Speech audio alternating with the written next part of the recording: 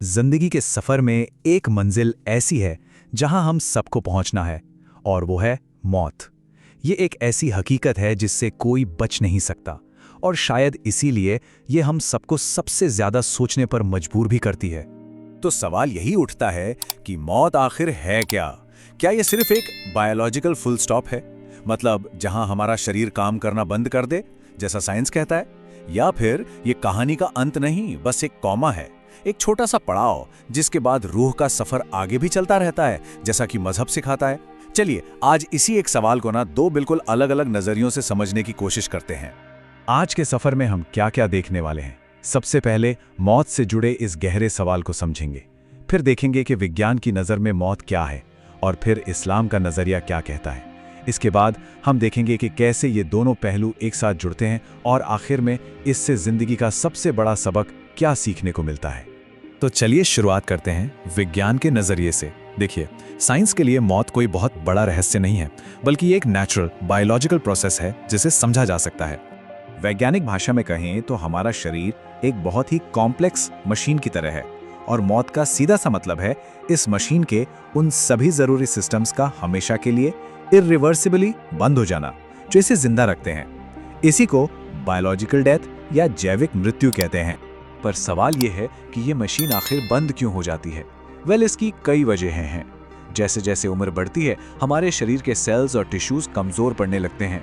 दिल, फेफड़े, किडनी जैसे जरूरी अंग थकने लगते हैं, फेल हो जाते हैं। कैंसर या हार्ट अटैक जैसी बीमारियां पूरे सिस्टम पर हमला बोल देती हैं। और तो और हमारा जेनेटिक कोड यानी डीएनए, उसमें भी धीरे धीरे गलतियां जमा होने लगती हैं। और ये जो शटडाउन है ना, ये कोई स्विच ऑफ बटन दबाने जैसा नहीं है। ये एक पूरी प्रक्रिया है, एक के बाद एक चीज होती है।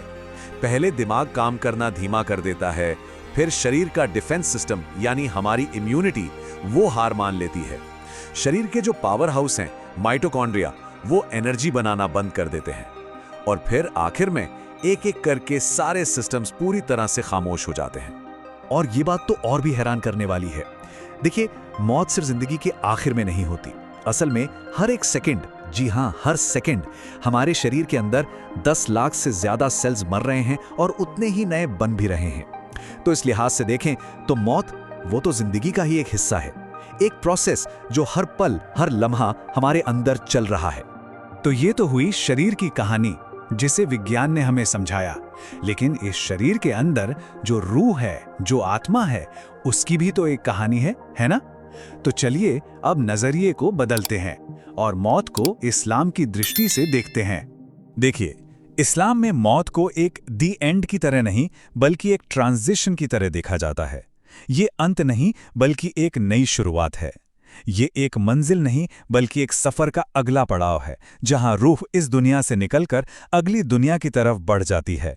और ये सब अल्लाह के एक तय किए हुए हुक्म, एक डिवाइन प्लान के तहत होता है। कुरान की ये आयत इसी नजरिए को और पुख्ता करती है। इसका मतलब है कि मौत एक यूनिवर्सल सच्चाई है, जिसे हर रूह को महसूस करना है। ये अल्लाह की तरफ से तय है, और इससे कोई बच नहीं सकता। तो इस्लाम में मौत को लेकर कुछ बुनियादी बातें हैं। पहली, ये अल्लाह की मर्जी से होती है। दूसरी, ये उस सफ़र की शुरुआत है जहां हमारे अच्छे बुरे कर्मों का हिसाब किताब शुरू होता है।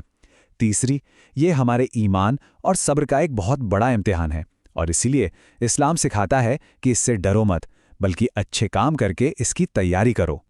अच्छा, तो अब तक हमने दो बिल्कुल अलग अलग नज़रियों को देखा है, एक जो सिर्फ शरीर की बात करता है, और दूसरा जो रूह की।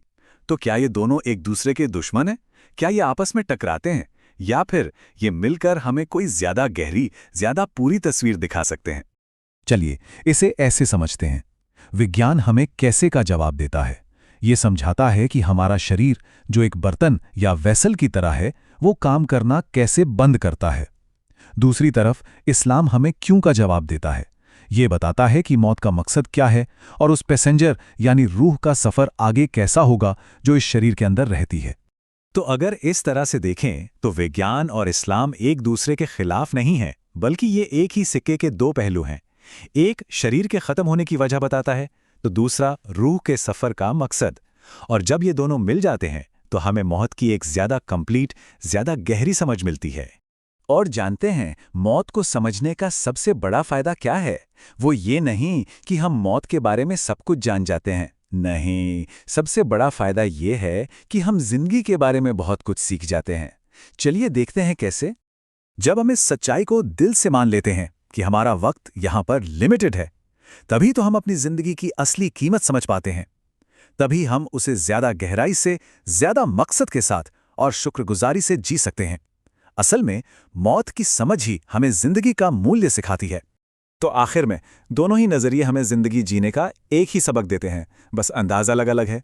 विज्ञान हमें याद दिलाता है कि हमारा ये जिस्म और ये वक्त दोनों लिमिटेड हैं, इसलिए बहुत कीमती हैं।